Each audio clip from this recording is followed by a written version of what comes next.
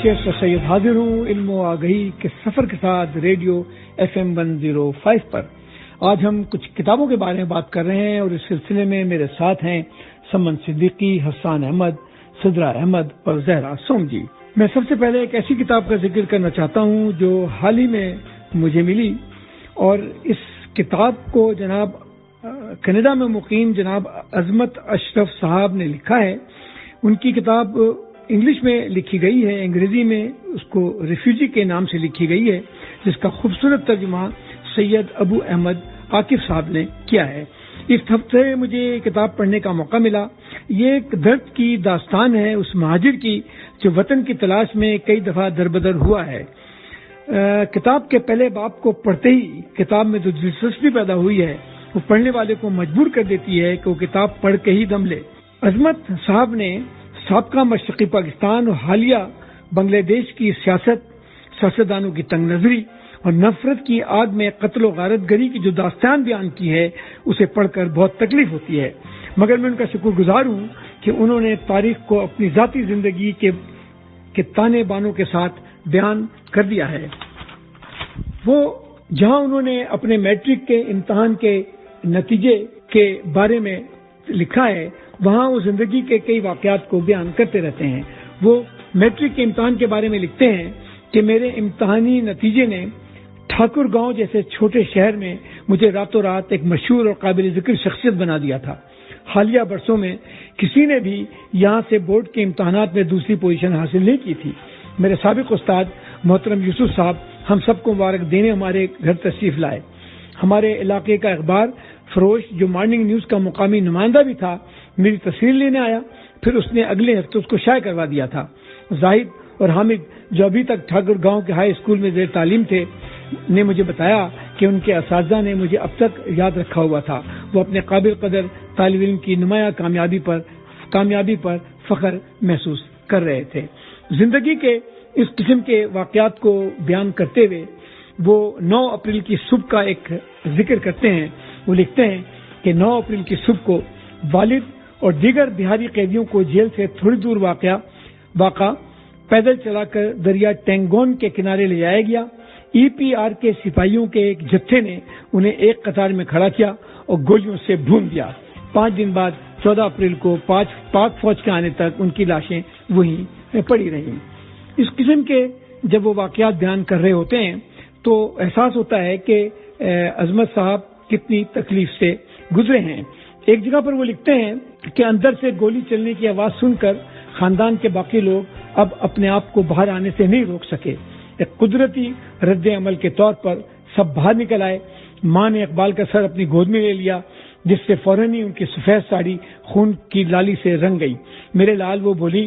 زاہد، حامد، ساجد اور منی اپنی والدہ کے پاس بالکل بغیر حرکت کے بیٹھ گئے۔ تم سنگ دل حرامزادو، والدہ اپنی تمام تر قوت کو بروکار لاتے ہوئے چیخ کر بولی، اس نے تمہارا کیا بگاڑا تھا؟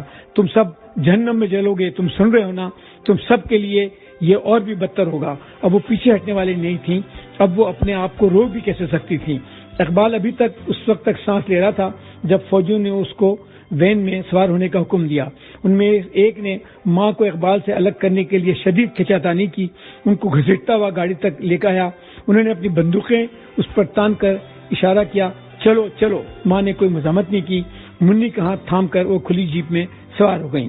گیٹ کے پاس کھڑے ہوئے سب کچھ دیکھتے ہوئے ہمارے اسلامیات کے استاد ان لوگوں کے سامنے اپنے گھٹنوں کے بل گر گئے۔ ان سے رحم کی التجا کی، اللہ کی خاطر ان کو چھوڑو، یہ اچھے لوگ ہیں، میں نے جانتا ہوں، یہ سب میرے طالب علم ہیں، میرے اپنے بچے ہیں، براہ کرم کم از کم ان میں سے ایک کم سن بچے کو تو جانے دو۔ مولوی صاحب حامد کو مضبوطی سے اپنے باہوں میں پکڑتے ہوئے ان کی منت سماجت کر رہے تھے، اسے وہ چھوڑ نہیں رہے تھے۔ ان کی فریاد اس وقت رک گئی جب ایک فوجی نے انہیں زور سے دھکا دیا اور زمین پر گر پڑے۔ خاموش رہو، تم غداروں کے ساتھی ہو۔ ایک سپاہی نے اپنی بندوق اٹھائی، اسے مولوی صاحب کی طرف تانتے ہوئے دھمکی دی، اگر وہ باز نہ آئے تو انہیں وہیں پر گولی مار دی جائے گی۔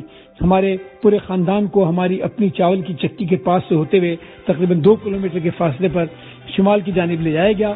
یہ وہاں چاول کی چکی تھی جہاں زاہد اور ساجد اکثر اپنے والد کے پاس جاتے تھے جن دنوں انہیں اسکول کی چھٹی ہوا کرتی تھی۔ چکی کا گیٹ پورا کا پورا کھلا ہوا تھا. کوئی بھی چوکیدار یا کارکن نظر نہیں آ رہا تھا جو شاید اپنے نوجوان مالکوں کی مدد کے لیے بیچ بچاؤ کرا سکے. وہ سب مل کے لٹنے اور تباہ برباد ہو جانے سے کئی دن پہلے غائب ہوئے تھے. جیپ چکی کے قریب ہی ایک چھوٹی پلیا کے قریب رک گئی. سب کو باہر نکلنے اور فوجیوں کے پیچھے چلنے کا حکم دیا گیا. سب خاموشی سے مان گئے. ان میں مزید زندہ رہنے کی خواہش امنگ نہیں تھی.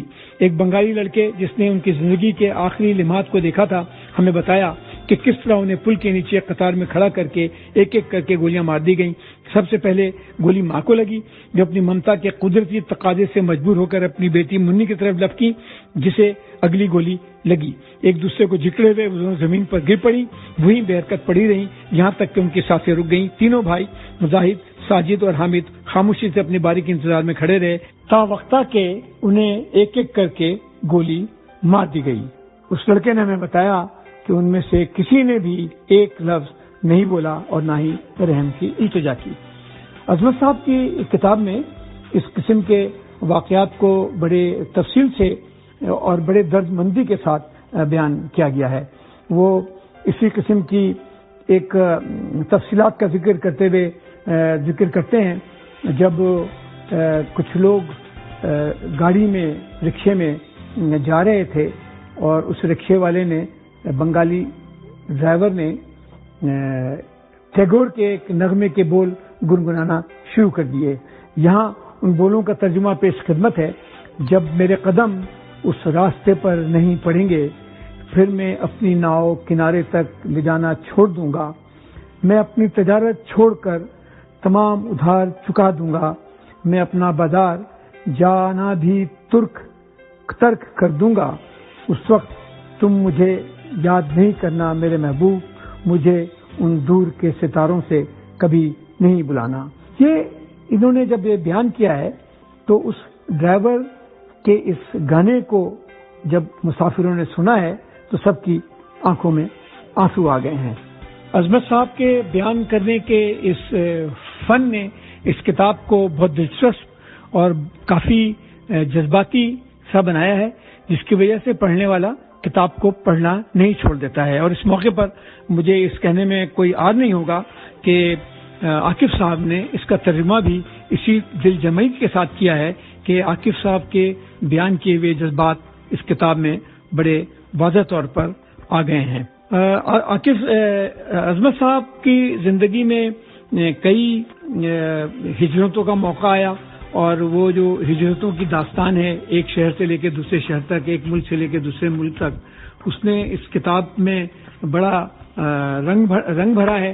اور جہاں پر وہ سعودی عرب میں زندگی گزار رہے ہیں اس کی کہانی کچھ اور ہے. اسی طرح سے جب وہ کینیڈا پہنچتے ہیں تو کینیڈا کی داستان تو خیر انہوں نے کتاب سے شروع میں ہی کی ہے. اور ان تمام ہجرتوں کے درمیان جو مختلف لوگوں سے واقعات ہوتے ہیں، جو مختلف لوگوں سے ملاقاتیں ہوتی ہیں اور ان سے جو واقعات سننے کو ملتے ہیں، اس کی منظر نگاری اور کردار نگاری میں انہوں نے بڑی ہمت سے کام لیا ہے اور بڑے اچھے انداز میں اس کو لکھا ہے. میں اس کتاب میں بہت سی چیزیں بیان کر سکتا ہوں، لیکن ایک آخری بات جو میں پڑھنا چاہتا ہوں اس کتاب میں سے، وہ کتاب کے بالکل آخری باب کا حصہ ہے. اور اس میں عظمت صاحب لکھتے ہیں کہ نصف صدی پہلے جب میں 1 سال کی عمر میں پہلی بار بغیر اپنے انتخاب کے پناہ گزین بن گیا تھا، اسے لے کر اب تک میری زندگی نے ایک دائرے کی صورت میں سفر مکمل کر لیا تھا. اب میں ایک ایسی جگہ کی تلاش میں تھا جہاں میں اپنے آخری سالوں میں کچھ نہ کچھ آرام سے زندہ رہ سکوں اور امن و سلامتی سے دفن ہو سکوں. یہ اختیاری تقسیم بھی ایک ایسا حق یا رعایت تھی جس سے میرے والد کو محروم کر دیا گیا تھا. میں ایک ایسی نام و نشان والی قبر کا متلاشی تھا جسے دیکھنے کے لیے میری بچیاں، نواسے، نواسیاں آ سکیں. یہ بھی ایک ایسی عشرت تھی جو میرے والدین میرے لیے نہیں چھوڑ سکے تھے. میں اس آخری آرام گاہ کا خواہاں تھا جہاں سے مجھے مزید بدنام کر کے بے دخل نہیں کیا جا سکتا تھا. ایک ایسی سرزمین جو میری آنے والی نسلوں کو محفوظ پناہگاہ فراہم کر سکے اور جسے میرے اپنے بچے اپنا کہہ سکیں. ابھرتے ہوئے نئے عالمی منظر نامے میں پوری کرۂ ارض کو ایک آفاقی گاؤں سے تشبیہ دی جا رہی تھی اب اس سے کچھ فرق نہیں پڑتا تھا کہ کسی کی بھی پچھلی نسلیں کہاں سے آئی تھیں. اور ایک نظم کا آخری حصہ وہ اس میں نوٹ کرتے ہیں کہ جب تمہاری رگوں میں دوڑتا خون سمندر میں واپس آ جائے گا، جب مٹی سے بنی تمہاری ہڈیاں زمین میں واپس لوٹ جائیں گی، شاید اس وقت تم کو یاد آئے گا کہ زمین تمہاری اپنی نہیں ہے، لیکن یہ تم ہو جو اس سرزمین میں سے ہو. ایک گمنام نسل کے آبائی امریکی کی شاعری کا یہ ایک حصہ تھا. بہت خوب عظمت صاحب، آپ نے بہت عمدہ کتاب لکھی ہے اور مجھے امید ہے کہ بہت سے لوگ اس کتاب کو پڑھیں گے. اس کے ساتھ ہی ہم وقفہ لیتے ہیں اور وقفے کے بعد حاضر ہوتے ہیں دوبارہ علم و آگہی کے سفر کے ساتھ.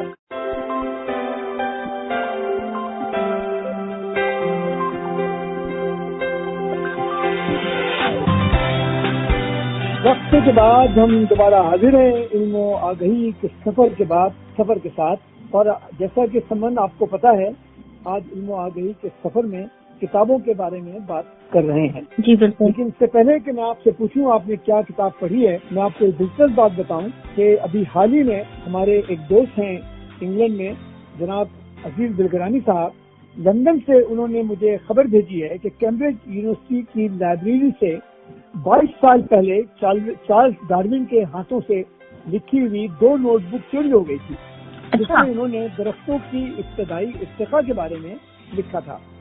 22 سال قبل چوری ہونے والی یہ نوٹ بک ایک گلابی لفافے میں رکھ کر کوئی لائبریری میں چھوڑ کر چلا گیا. لائبریری کی جو لائبریرین ہیں جیسیکا گارڈنر، انہوں نے نیو یارک ٹائمز کو بتایا کہ اس قیمتی نوٹ بک کی واپسی کی خوشی میں وہ ابھی تک تھرتھرا رہی ہیں. انہیں اس قدر خوشی ہوئی ہے کہ آپ اس کا اندازہ نہیں لگا سکتے ہیں. بالکل شکریہ عزیز بلگرانی صاحب، آپ نے ہمیں یہ خبر بھیجی.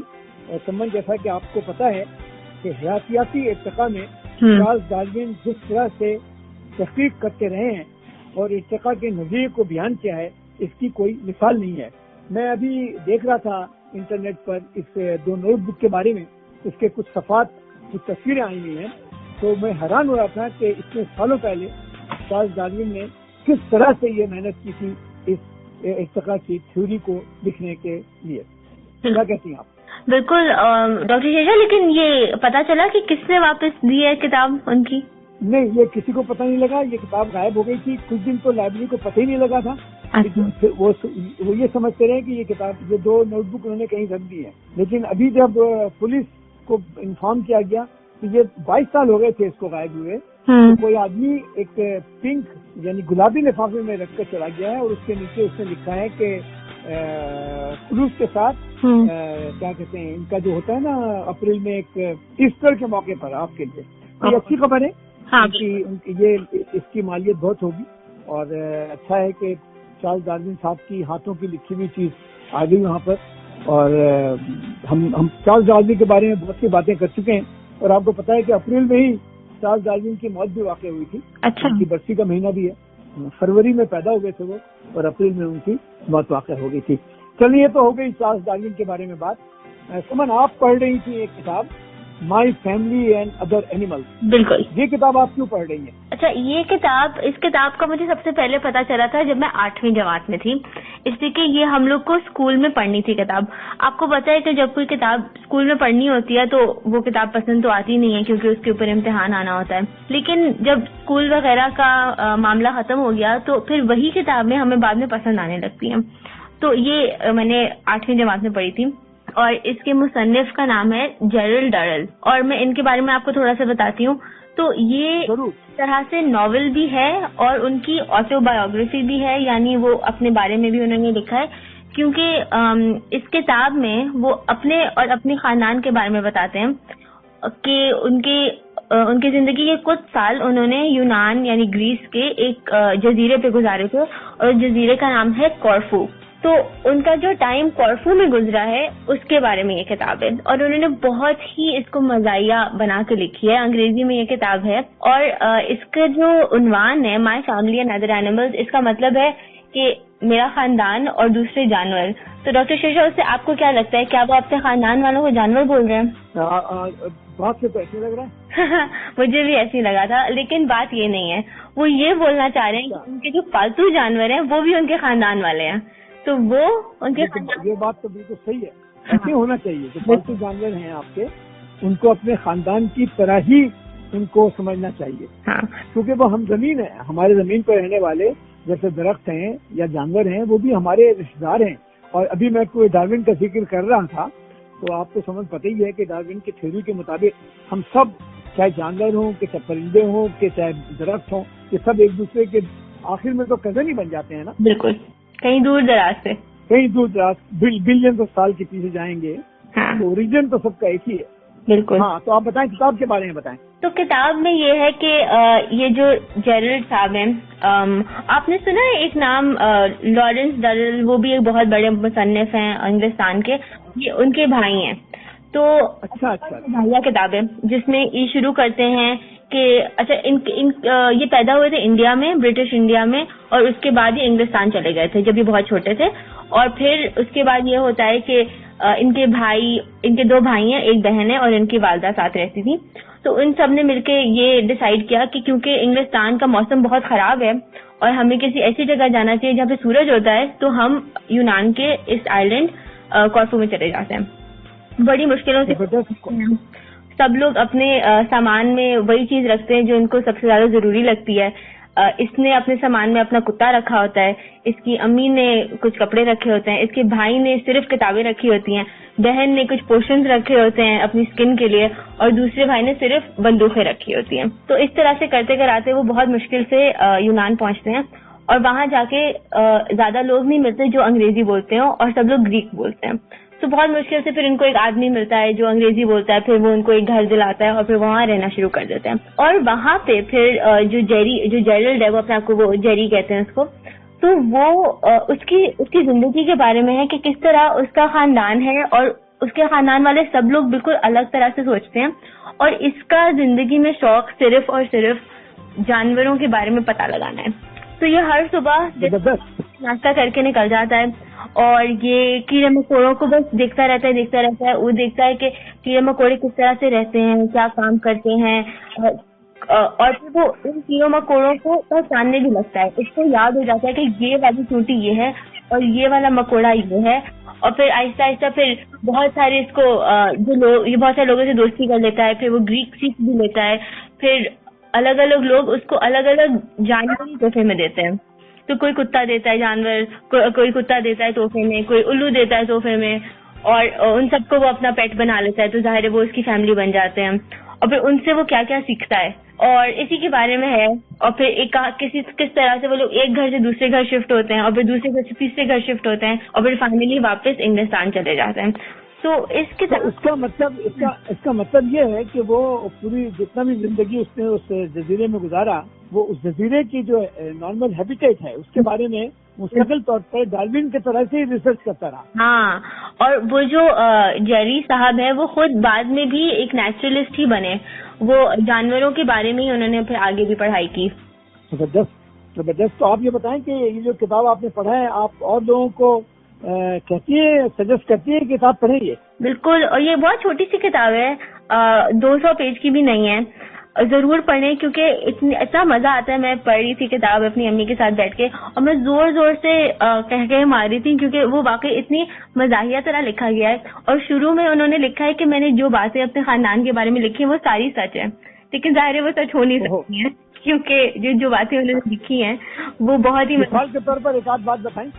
مثال کے طور پر ایک بات یہ ہوتی ہے کہ اس کے بھائی کا پیٹ خراب ہو جاتا ہے اپنی امی کا ہاتھ کا کھانا کھا کے. حالانکہ یہ بات اسٹیبلش ہو جاتی ہے کہ اماں بہت اچھا کھانا بناتی ہیں. اور اسی طرح سے کہ جو بھائی ہوتے ہیں ان کی آپس میں کیا کیا لڑائیاں ہوتی ہیں. پھر ایک دوسرے سے کہتا ہے کہ میں زیادہ اچھی بندوق چلاتا ہوں، میں زیادہ اچھی بندوق چلاتا ہوں. پھر دوسرا جو ہے وہ پانی میں گر جاتا ہے یہ کرتے کراتے. تو آئی ایم شیور ایسا ہوا نہیں ہوگا، لیکن جس طرح انہوں نے لکھا نہیں ہوا ہوگا. کیوں نہیں ہوا ہوگا؟ مشکل لگتا ہے، ہو سکتا ہے ہوا بھی ہو. وہ انہوں نے لکھا ہے جب وہ کہہ رہے ہیں کہ وہ اپنے خاندان کے بارے میں سچی بات بتا رہے ہیں، ہاں، جھوٹ تھوڑی لکھیں گے. ہو سکتا ہے تھوڑا ایگزیجریٹ کر دیا ہو.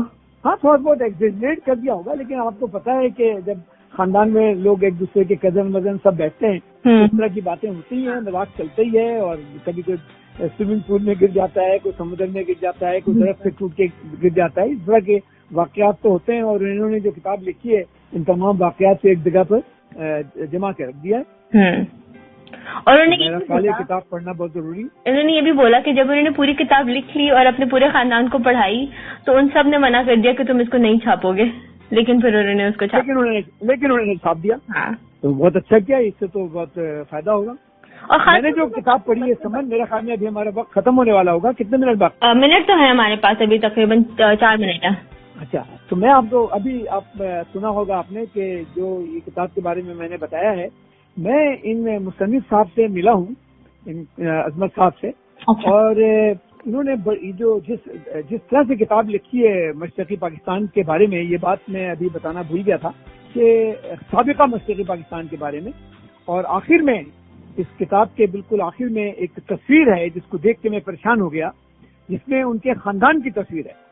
اور اس میں لکھا ہوا یہ ہے کہ اس خاندان کے میں جو لوگ کھڑے ہوئے ہیں اس میں تو ملا کر کے تقریباً 12 آدمی کھڑے ہوئے ہیں، اور جس میں سے 7 آدمی اس جنگ کا، اس بنگلہ دیش میں ہونے والی لڑائی میں کام آ گئے. ایک بڑی تکلیف دہ تصویر ہے. اور اس تصویر کے ساتھ ہی انہوں نے یہ کتاب، اچھا سمجھ، میں نے کتاب تو یہ اردو میں پڑھی ہے، ریفیوجی، لیکن یہ کتاب انگلش میں لکھی گئی تھی اور میرے پاس ہے، یہ میں آپ کو دوں گا، آپ بھی اس کو ضرور پڑھیے گا. جی بالکل. اور میں سننے والوں سے بھی کہتا ہوں کہ اس کتاب کو ان کو پڑھنا بہت ضروری ہے. زبردست. تو ڈاکٹر شیشا، اس کے علاوہ آپ نے کوئی کتابیں پڑھی ہیں حال میں؟ نہیں، ایک اور کتاب میں نے پڑھی ہے، وہ ذرا تفصیلات مانگتی ہے، اور وہ بلکہ اس سے پہلے کہ میں اس کتاب کے بارے میں تو کچھ نہیں بتاؤں گا، لیکن میں بالکل آپ کو، کیونکہ کتابوں اور رسالوں کی بات ہو رہی ہے، تو میں آپ کو بتاؤں گا کہ یہ جو نیشنل جغرافیہ کا کیا نام اس کا اپریل کا شمارہ ہے، اس اپریل کے شمارے میں ایک دو چیزیں میں نے پڑھی ہیں جو بڑی دلچسپ ہیں، جس میں انہوں نے بتایا ہے کہ کیا نام اس کا یہ جو ہماری پوری زمین ہے، اور اس زمین پہ جو مختلف قسم کے کیڑے مکوڑے ہیں، اور خاص طور پہ یہ جس کو ہم کہتے ہیں نا کیا کہتے ہیں اس کو، سمندری گھوڑا، جی سی ہارس، اس کے بارے میں ایک تفصیل سے مضمون ہے. وہ بہت دلچسپ مضمون ہے، اور میں حیران رہ گیا کہ ان لوگوں کی کتنی قسمیں ہوتی ہیں اور کس طرح سے یہ لوگ رہتے ہیں. اور میں حیران اس بات پہ ہوتا ہوں کہ یہ جو لکھنے والے ہیں یہ کتنا تحقیقات کرتے ہیں سمندر کے اندر گھنٹوں، اور پتہ نہیں کتنے مہینے گزار دیتے ہیں. اس کے بعد جب کوئی مضمون لکھتے ہیں تو ایسا مضمون لکھتے ہیں کہ آدمی حیران ہو جاتا ہے. کاش کہ ہمارے پاکستان میں بھی اس قسم کی کوئی چیزیں ہو رہی ہوں اور ہم اپنے ملک کے مختلف علاقوں میں ہونے والی چیزوں کے بارے میں بتا سکیں. بالکل. اور میں یہی سوچتی ہوں، ہم اگر کوئی اسٹڈی کرتے ہیں، اس پہ کوئی پیپر لکھتے ہیں، تو کتنے مہینوں کی وہ کام ہوتا ہے، اور پھر وہ پڑھنے میں اگر دیکھا جائے تو 10-15 منٹ میں وہ پیپر پڑھا جا سکتا ہے. لیکن وہی بات ہے کہ کوئی چیز پبلش کرنے کے لیے کتنی محنت اس کے پیچھے ہوتی ہے. میرا خیال میں سمجھ، ہر اچھے کام کے پیچھے بڑی محنت ہوتی ہے، اور اس محنت کے بعد ہی کوئی اچھی چیز بنتی ہے. اور میرے خیال میں اس پروگرام کے ذریعے سے ہم اپنے سننے والوں کو یہی کہیں گے، جو کام بھی کریں محنت سے کریں، سائنسی انداز میں کریں، اور اس کو اس طرح سے کریں کہ اس پہ اپنے آپ بھی فخر کریں، اور اس کو پڑھنے والے بھی اس کو بار بار ہر طرف بتائیں کہ میں نے یہ پڑھا ہے. بالکل. اور ڈاکٹر شیشا، اسی کے ساتھ ہی ہمارا ٹائم بھی ختم ہو رہا ہے اب. ٹھیک ہے، بہت شکریہ سمن. ہم رخصت ہوتے ہیں وقفے کے لیے، اور وقفے کے بعد ہم دوبارہ حاضر ہوں گے، اور اس کے بعد 2 اور کتابیں ہیں جو زہرا اور سدرا اس کے بارے میں بتائیں گی. بہت بہت شکریہ.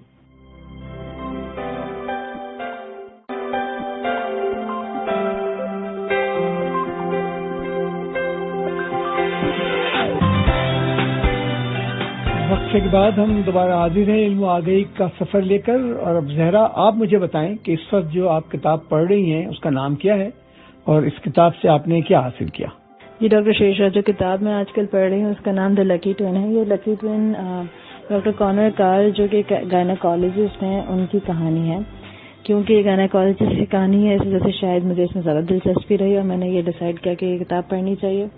نام سن کر ہی ہمیں لگتا ہے کہ دا لکی ٹوین کا کیا مطلب ہوگا. دراصل ڈاکٹر کانر نے اپنی پیدائش کے پورے انسیڈنٹ کو اس کتاب کا ٹائٹل دے دیا.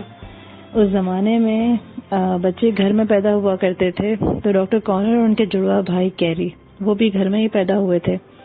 ہوا یہ تھا کہ دونوں وقت سے پہلے پیدا ہوئے تھے، پری ٹرم تھے، اور ڈاکٹر کانر پہلے پیدا ہوئے تھے، بالکل ان کی نارمل جس طرح دوسرے بچے ہوتے ہیں اس طرح وہ پیدا ہوئے تھے. لیکن جو جڑواں بچہ تھا، جڑواں بھائی تھے ان کے، وہ ان کی پیدائش میں تھوڑا وقت زیادہ گزر گیا، جس کی وجہ سے ان کو برین انجری ہوئی اور وہ ہمیشہ کے لیے معذور ہو گئے. تو ڈاکٹر کانر کا یہ ماننا ہے کہ کیونکہ وہ پہلے پیدا ہوئے تھے اس وجہ سے وہ کافی لکی رہے، ورنہ ہو سکتا تھا کہ وہ اپنے بھائی کی جگہ پر آ جاتے. اس وجہ سے انہوں نے کتاب کا نام رکھا ہے دا لکی ٹوین. ڈاکٹر کانر اس کتاب میں اس کتاب کے ذریعے نہ صرف وہ ہمیں اپنی زندگی کے بارے میں بتا رہے ہیں، بلکہ وہ ساری جگہ جہاں پہ وہ رہ چکے ہیں، جیسے کہ آئرلینڈ ہو گیا، انگلینڈ ہو گیا، افریقہ کے یوگانڈا ہو گیا، وہاں کے لوگوں کی اور وہاں کی زندگی کے بارے میں بھی ہمیں کافی پتہ چلتا ہے جس طرح انہوں نے کتاب لکھی ہے. ڈاکٹر کانر شروع سے بہت محنت بھی کیا کرتے تھے، پڑھائی میں اچھے بھی تھے. انہوں نے آکسفورڈ اور کیمبرج جیسی دونوں یونیورسٹیز میں سے اعلیٰ تعلیم بھی حاصل کی ہے، اور ان کے ماں باپ دونوں ڈاکٹر تھے. اس وجہ سے انہوں نے ڈیسائیڈ کیا تھا کہ میں ڈاکٹر نہیں بنوں گا، لیکن کیونکہ یہ دور جنگ عظیم کا تھا تو ان کے والد صاحب چاہتے تھے کہ وہ بایولوجی کو نہ چھوڑیں، اور یہ واقعی ان کے لیے مفید ثابت ہوا، کیونکہ اس زمانے میں ڈاکٹرز کو جابز بہت آسانی سے مل رہی تھیں، کیونکہ جیسے میں نے کہا جنگ عظیم کا دور تھا، تو ان کے لیے جاب حاصل کرنا اور اس پروفیشن میں آنا آسان ہو گیا. تو اچھا رہا تھا کہ انہوں نے بایولوجی کنٹینیو کیا. ڈاکٹر کانر کی جو پرسنالٹی ہے وہ ہمیں کافی حد تک اس کتاب کے ذریعے نمایاں ہوتی ہے.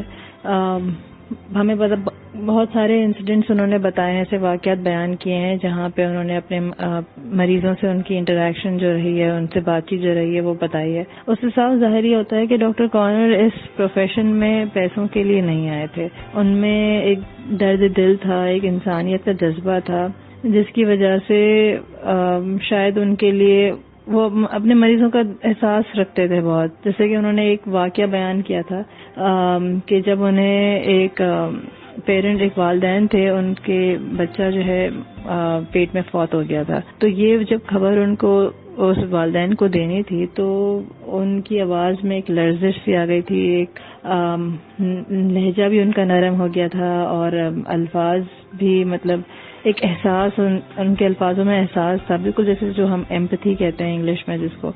تو یہ سب ان میں تھا. تو صاف ظاہر ہوتا ہے کہ ان میں انسانیت اور ایمانداری بہت تھی، جو کہ بہت ضروری ہے ایز اے ڈاکٹر.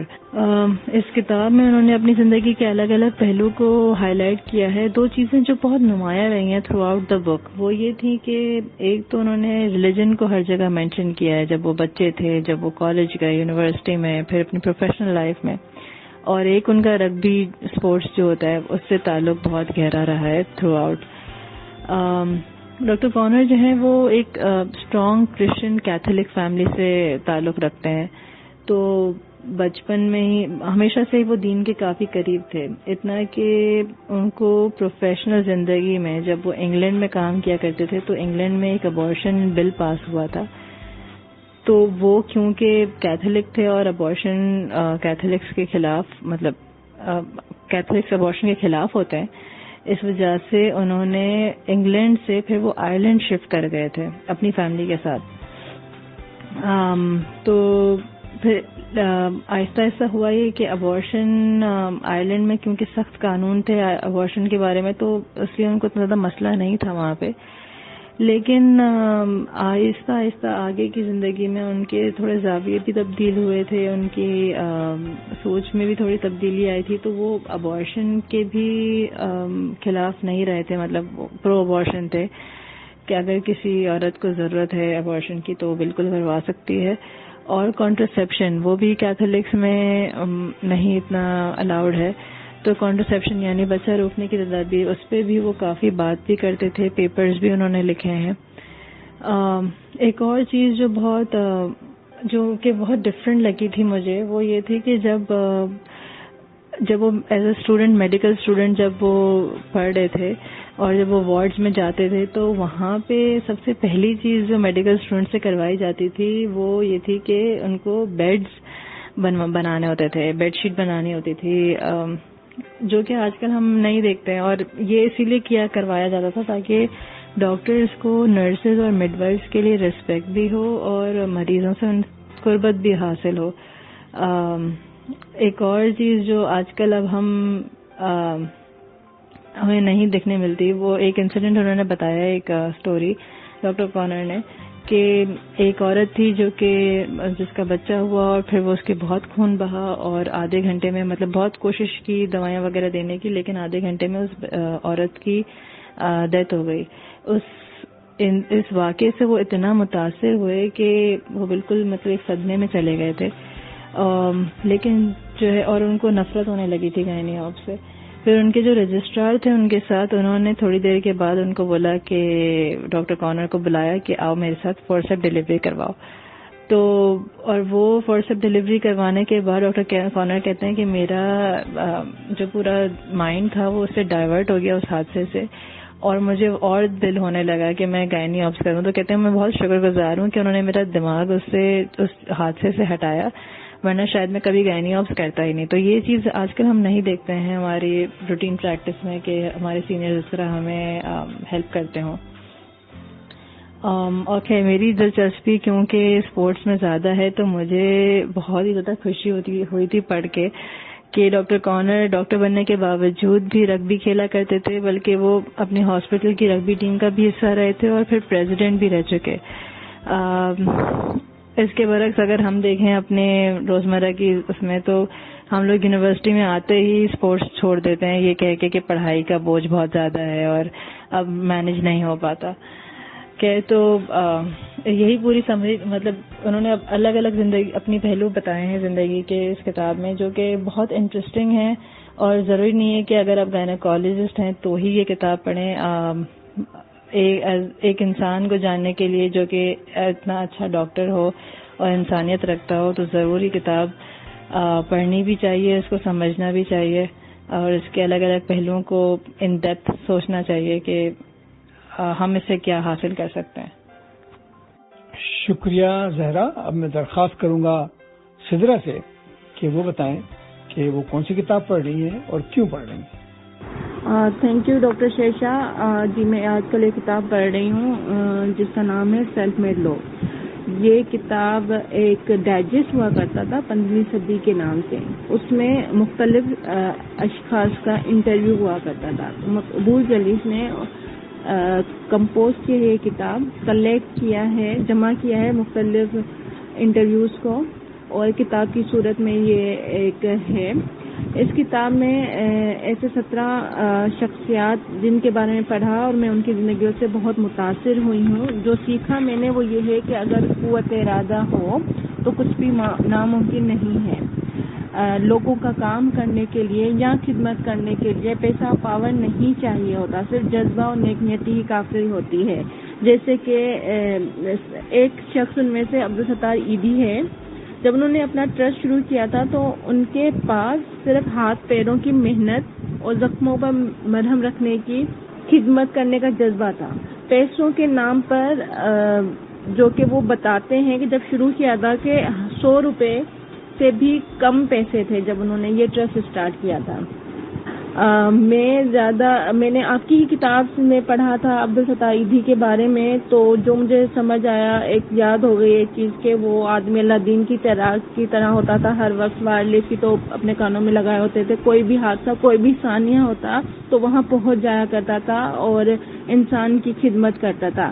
لیکن میں ہمیشہ سوچتی تھی کہ ہر انسان کی کامیابی کے پیچھے کوئی ویژن ہوتا ہے کہ وہ ایسا کیوں ایسا بنے ہیں, why human is like this. تو ایدھی صاحب جو ہیں وہ نہ تو امیر تھے نہ غریب, ایک مڈل کلاس فیملی کا بچہ تھا. انہوں نے ان کے ابو تجارت کرتے تھے اور جب وہ چھوٹے تھے تو ان کی ماں پر فالج کا حملہ ہوا تھا اور وہ اپاہج ہو کر رہ گئی تھی.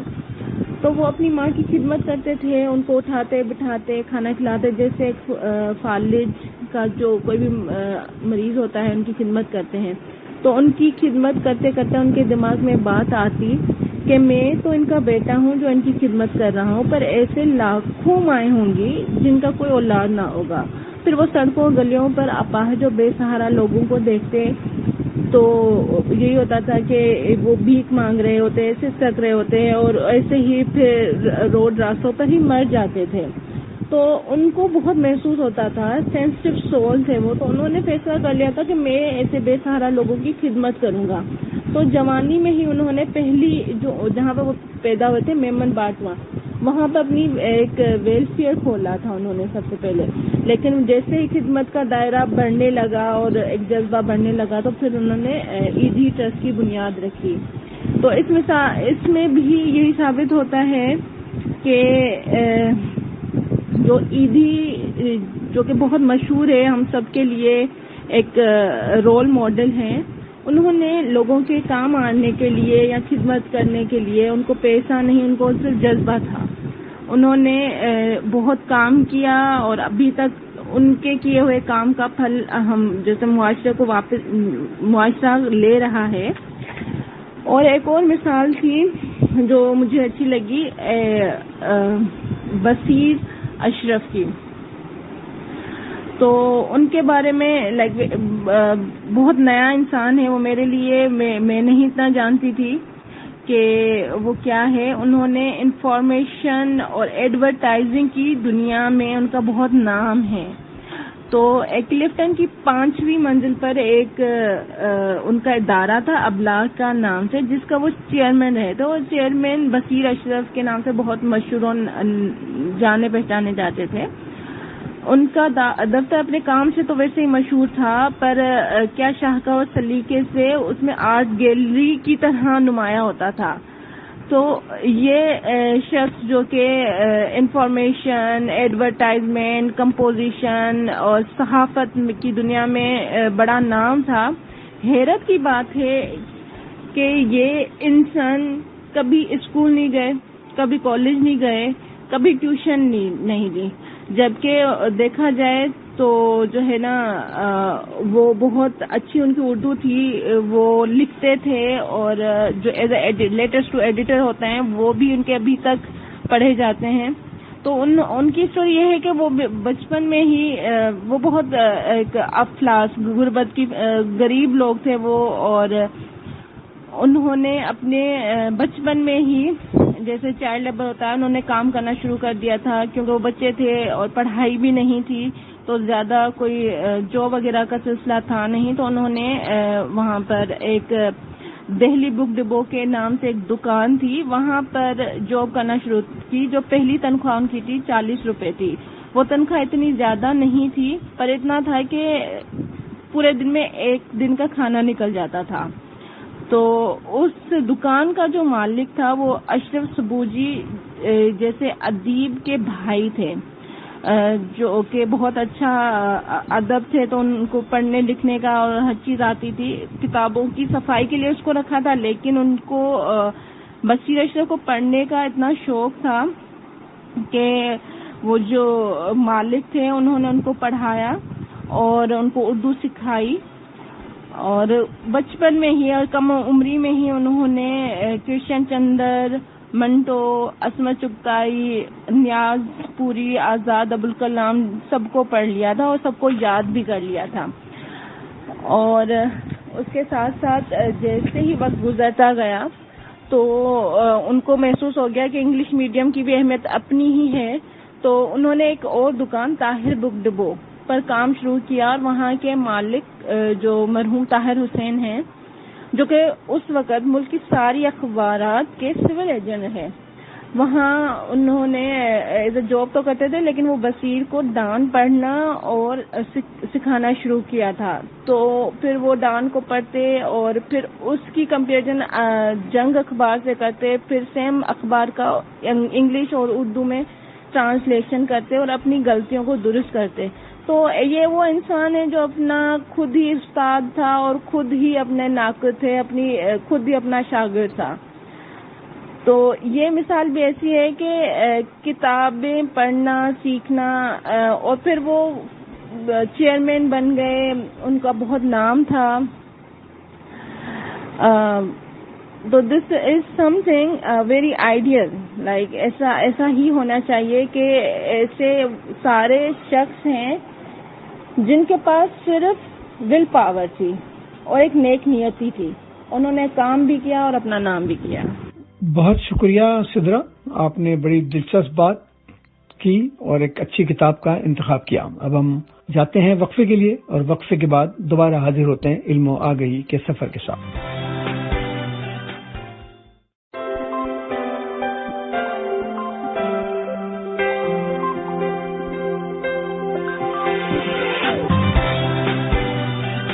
وقفے کے بعد ہم دوبارہ حاضر ہیں اور ہمارے ساتھ موجود ہیں حسان. آپ بتائیں، آپ نے ایک بڑی اچھی کتاب پڑھی ہے اور اس کے ساتھ آپ کسی نئی مووی کے بارے میں بھی کچھ بتانا چاہتے ہیں. جی ڈاکٹر شیشا، اب جس کتاب کے بارے میں ہم بات کرنے والے ہیں اس کا نام ہے how to win friends and influence people. مطلب کس طریقے سے دوستوں کو جیتا جائے اور کس طریقے سے اور لوگوں کو اپنی عادتوں کے بنا پہ، اپنے کردار کے بنا پہ، اپنے بات کرنے کے سلیقے کے بنا پہ اپنی طرف متوجہ کیا جائے اور کس طریقے سے ان کو امپریس کیا جائے اپنے آپ سے. تو یہ کتاب جو ہے مجھے ڈاکٹر شعیب سبحانی نے ریکمینڈ کی تھی، جو کہ میرے استاد ہیں، میرے مینٹر ہیں، اور ان کو میں اپنا اچھا دوست بھی کہتا ہوں. تو وہ جو ہے انہوں نے یہ مجھے بولا تھا جس ٹائم پہ یہ کتاب مجھے ریکمینڈ کر رہے تھے کہ یہ ایسی کتاب ہے کہ انہوں نے کئی بار پڑھی ہے یہ کتاب، اور یہ کتاب نے ان کو زندگی میں بہت فائدے دیے. یہ کتاب جو ہے اس کے آتھر جو ہیں وہ ڈیل کارنیگی ہیں، اور ڈیل کارنیگی جو ہے بہت فیمس آتھر ہیں جنہوں نے اس کے علاوہ بھی کئی اور کتابیں لکھی، لیکن سب سے زیادہ جو شہرت ہے وہ اس کتاب کو حاصل ہوئی. اور یہاں تک کہ اس کے بارے میں بولا جاتا ہے کہ یہ کتاب جو ہے وہ 31 زبانوں میں چھپی ہوئی ہے. اور جب ڈیل کارنیگی کی ڈیتھ ہوئی تھی 1955 کے اندر، تو اس ٹائم پہ اس کتاب کی 5 لاکھ کاپیاں جو ہیں پوری دنیا میں سولڈ آؤٹ ہو چکی تھی. اب تو اس کی تعداد کہیں زیادہ ہے، لیکن یہ اس زمانے کی بات ہے 1955 کے اندر، جب اس کتاب کی 31 زبانوں میں کاپیاں چھپی تھی، 5 لاکھ سے زیادہ. اور یہ اس زمانے کے لیے بہت بڑی بات ہے. تو ڈیل کارنیگی جو ہیں وہ اور کتابیں بھی لکھ چکے ہیں، اور ان کا زیادہ تر پبلک اسپیکنگ پہ، سیلف کانفیڈنس پہ، لوگوں کو انفلوئنس کرنا، لوگوں کو ان کے پوٹینشیل کو تلاش کرنا، اس بارے میں کتابیں لکھنا، ان کا جتنا بھی ٹاپکس ہوتے ہیں وہ اس بیسس پہ یہ اتنی ریسرچ کرتے ہیں کہ کبھی کبھی ان کی کتابوں کو ریسرچ کرتے کرتے 10-20 سال لگ جاتے ہیں. تو اسی طرح یہ کتاب بھی انہوں نے 15 سال کی ریسرچ کے بعد لکھی ہے. 15 سال کی، جس میں انہوں نے بڑے بڑے اس زمانے کے بزنس مین سے لے کے ڈاکٹر سے لے کے سکسیسفل لوگ جو ہیں جو اس زمانے میں زندگی میں گزر چکے تھے، جن میں انہوں نے ان کی ریسرچ میں بہت ایک فیمس شخصیت ہیں جو کہ امریکہ کے صدر بھی رہ چکے ہیں، جن کا ابراہم لنکن، ان کی بھی جو ہے نا انہوں نے ایکسٹینسو ریسرچ کی، اور انہوں نے دیکھا کہ انہوں نے اپنی زندگی کے اندر بہت مشکل لمحات کے اندر کس طریقے سے بہیو کیا تھا، کس طریقے سے اپنے رویے کے تھرو اور اپنی نالج کے تھرو اور اپنے اخلاق کے تھرو کس طریقے سے مشکل لمحات میں ڈیسیژن لیے تھے، اور کس طریقے سے انہوں نے اپنے پولیٹیکل رائیولز اور اپنے جو بھی ملٹری کے لیڈرز اس زمانے میں لنکن کے ساتھ جو سول وار کے اندر انوالو تھے، ان کے ساتھ کس طریقے سے رویہ کیا تھا، جبکہ ان کو مشکل لمحات میں اپنے اپنی ایڈمنسٹریشن میں کام کرنے والے لوگوں سے جب کام کرانا تھا یا کوئی بات منوانی تھی تو اس کو کس طریقے سے وہ ہینڈل کرتے تھے. تو اس کتاب کا بنیادی مقصد جو ہے جو ڈیل کارنیگی نے ایکسپلین کیا ہے اس کتاب کے اندر وہ یہ ہے کہ ہم ہر وقت یہ بولتے رہتے ہیں ایک دوسرے سے کس طریقے سے ہم لوگوں کے رویے کو بدلیں, کس طریقے سے ہم ایسا چینج لے کر آئیں جس کی وجہ سے لوگوں کا رویہ بدل جائے اور ہمارا کام ہو جائے. تو ڈیل کارنیگی نے اس سوال کا جواب یہ دیا ہے اپنی کتاب میں کہ کسی بھی شخص کو جیتنے کے لیے آپ کو جتنے بھی مسئلے ہوتے ہیں وہ ان کی نظر سے دیکھنے چاہیے کہ وہ شخص جو ہے وہ کس طریقے سے اس مسئلے کو دیکھتا ہے, اس کی زندگی میں کیا مسائل ہیں, کیا وجہ ہے کہ وہ اس طریقے سے بات کر رہا ہے یا اس طریقے سے اس کا رویہ ہے. تو سب سے پہلے آپ اپنے آپ کو چھوڑ کے آپ کو دوسرے کی نظر سے چیزیں دیکھنی پڑتی ہیں, اور جب آپ دوسرے کی نظر سے چیزیں دیکھیں گے اس طریقے سے آپ کو پتہ چلتا جائے گا کہ کیا مسائل تھے اس بندے کی زندگی میں جس کی وجہ سے وہ اس طریقے سے ریئیکٹ کر رہا تھا. تو اس بیسس پہ انہوں نے اس کی کتاب کے مختلف چیپٹر بنائے ہیں اور اس کتاب کے اندر ڈفرینٹ چیپٹر میں ایک سبق سکھانے کا انہوں نے ایک طریقے سے انہوں نے یہ کتاب بولا ہے کہ یہ کتاب جن کو پڑھنی ہے وہ ایک بار بھی پڑھ سکتے ہیں, اور جن لوگوں کو اس کتاب سے فائدہ اٹھانا ہے تو وہ اس کتاب کو ایسے یوز کریں جیسے کہ ہم میڈیکل کی کتابوں کو یوز کرتے ہیں یا ہم پڑھائی کی کتابوں کو یوز کرتے ہیں کہ ہم ان کو زندگی کو چلنے اور چلانے کا طریقہ جو ہے اس سے لرن کرتے ہیں. تو ان کے 3 بیسک رول ہیں اس کتاب میں, اور وہ اس 3 بیسک رول میں بتاؤں گا کہ وہ پہلا رول یہ ہے کہ کسی کو کرٹیسائز نہیں کرنا یا کسی سے کمپلین نہیں کرنا. یہ نہیں کہ ہر وقت کسی کی چیز کے اندر نقص نہیں نکالنا, کسی کی باتوں میں ہر وقت نقص نہیں نکالنا چاہیے. دوسرا رول یہ ہے کہ ہمیشہ سنسیئر اور آنیسٹ ہونا چاہیے. جو بھی آپ بات بولیں گے وہ آپ سنسیئر اور آنیسٹ ہی, مطلب آپ یہ جو سارے طریقے انہوں نے کتاب میں بتائے ہیں اس کا یہ مطلب نہیں ہے کہ آپ ان کو غلط فائدے کے لیے استعمال کریں یا کوئی غلط طریقے سے استعمال کریں. آپ اپنا فائدہ بھی ضرور نکالیں اس سے, لیکن ایسا نہ ہو کسی اور کو نقصان پہنچ رہا. تو آپ کو آنیسٹ اور سنسیئر رہنا پڑے گا. اور تیسرا یہ ہے کہ آپ جو چیز آپ کو چاہیے تو آپ پہلے جانچیں کہ وہ دوسرے بندے کو بھی وہ چیز ضروری چاہیے یا پھر آپ زبردستی کسی کو دھکیل رہے ہیں کچھ کرنے کے لیے.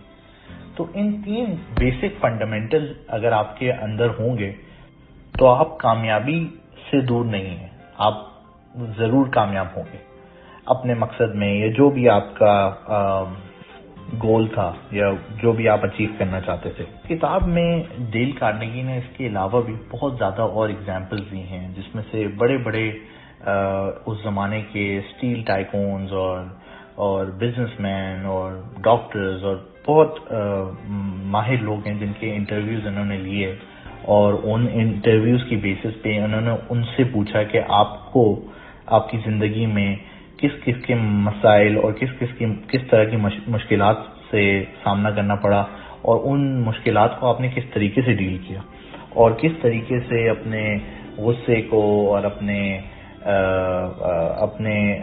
ایموشنز کو کنٹرول کرتے ہوئے آپ نے جو ہے یہ فیصلے کیے.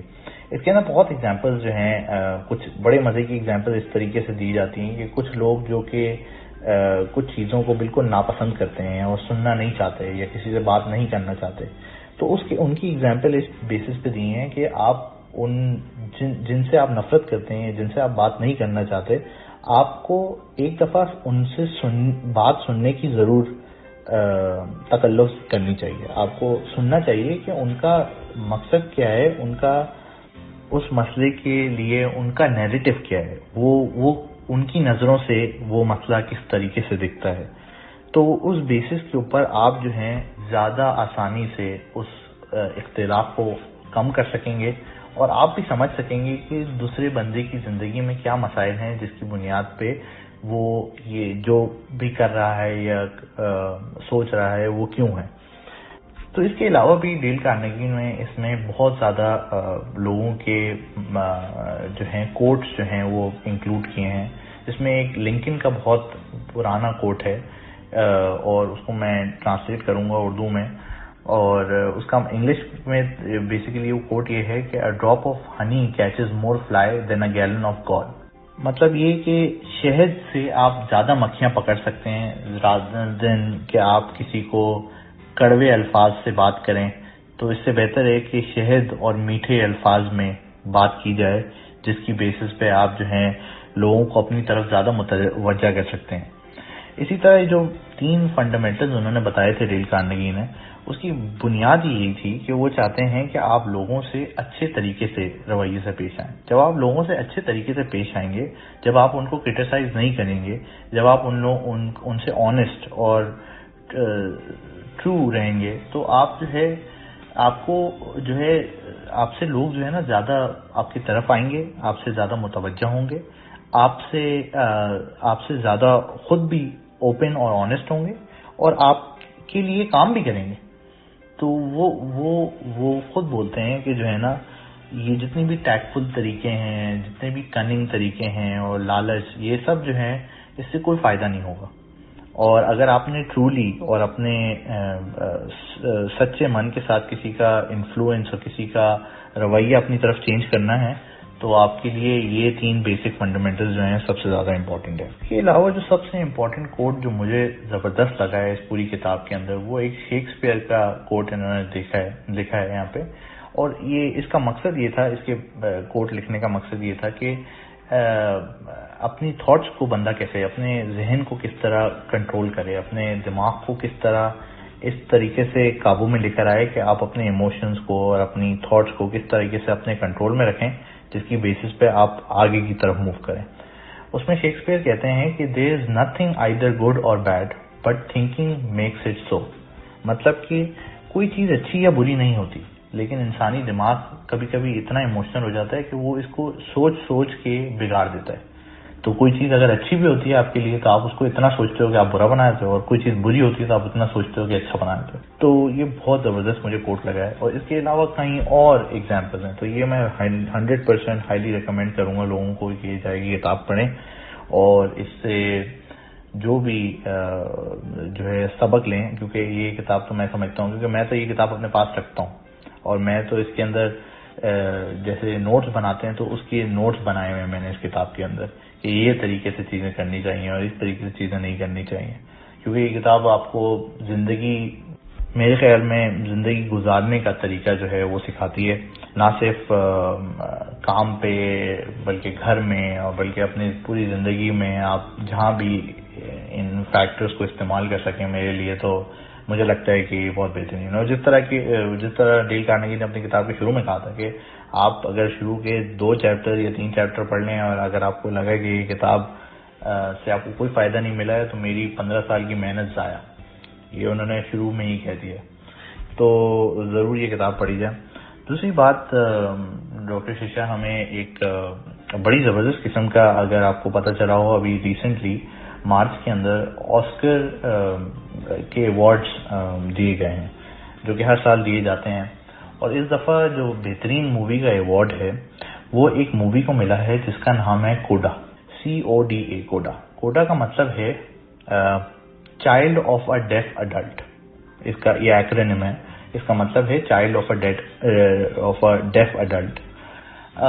اس کا مطلب یہ کہ مووی ایک ایسے فیملی کے بارے میں ہے جو کہ جن کے ماں باپ دونوں جو ہیں وہ بہرے ہوتے ہیں اور ان کا بڑا بیٹا جو ہوتا ہے نا وہ بھی بہرا ہوتا ہے، لیکن ان کی جو چھوٹی بیٹی ہوتی ہے وہ آواز سن سکتی ہے اور اس کو گانا پسند ہوتا ہے. اور کس طریقے سے اس مووی کے اندر بڑا ہی زبردست کام یہ ہوا ہے کہ اس کے اندر جو کاسٹ انہوں نے انکلوڈ کی ہے وہ سارے بہرے لوگ ہیں جو کہ بہرے ایکٹرز ہیں.